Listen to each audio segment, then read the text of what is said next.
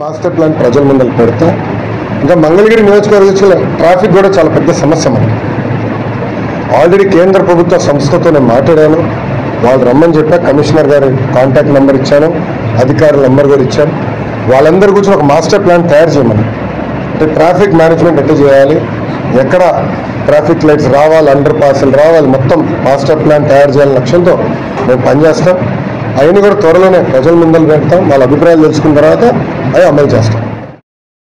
మంగళగిరి నగర పరిధిలో రోజు రోజుకు పెరుగుతున్నటువంటి ట్రాఫిక్ కష్టాల గురించి ఇటీవల జరిగిన విలేకరుల సమావేశంలో రాష్ట్ర ఐటీ మరియు విద్యాశాఖ మంత్రి నారా లోకేష్ గారు మాట్లాడినటువంటి మాటలు అవి. గుంటూరు విజయవాడ నగరాల మధ్య రాజధాని అమరావతి నగరంలోనే అంతర్భాగంగా ఉన్నటువంటి మంగళగిరికి మాత్రం ఎంతో కాలంగా ట్రాఫిక్ పట్టి పీడిస్తూ ఉంది. కొత్త వ్యక్తులు రాక ఒక ఎత్తు అయితే, ఎప్పుడో పాత తరం నాటి రోడ్డు నిర్మాణాల కారణంగా ఈ ట్రాఫిక్ రద్దీ బాగా పెరుగుతుంది.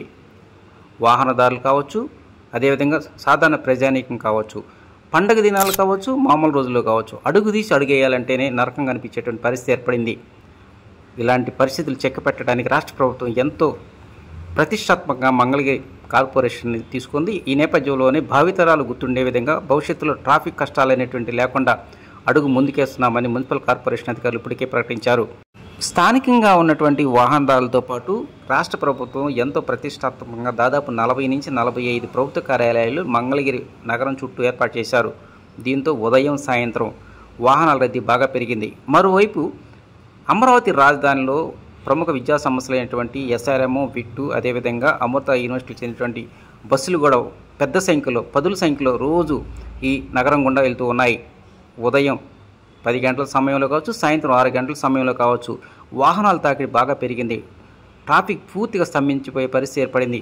అలాంటి పరిస్థితి పునరావృతం కాకుండా ఉండాలంటే సరైనటువంటి మాస్టర్ ప్లాన్ రూపొందిస్తున్నామని మంత్రి నారా లోకేష్ ఇప్పటికే ప్రకటించారు.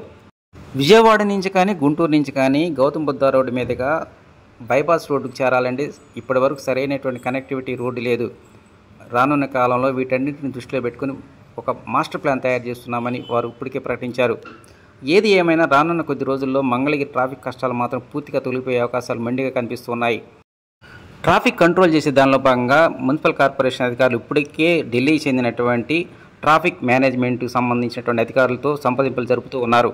కొద్ది రోజుల్లో ఆ టీము మంగళగిరిలో పర్యటించి క్షేత్రస్థాయిలో పరిశీలన చేస్తారని వారు చెప్తూ ఉన్నారు.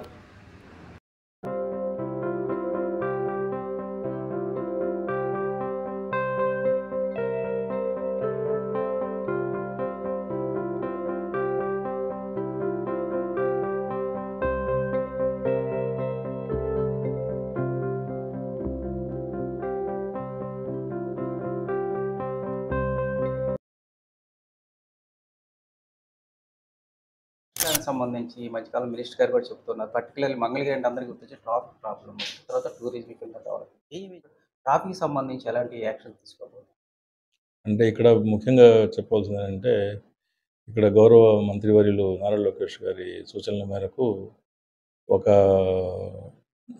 కాంప్రహెన్సివ్ మొబిలిటీ ప్లాన్ ఒకటి తయారు చేస్తున్నాం.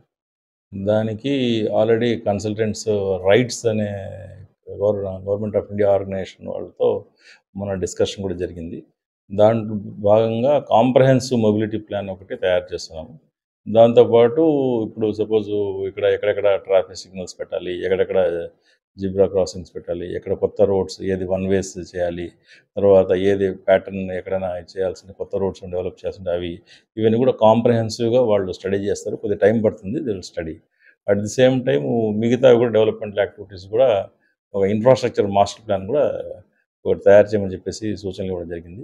దాన్ని బేసిస్కొని ఇప్పుడిప్పుడే వర్క్ స్టార్ట్ చేస్తున్నాం.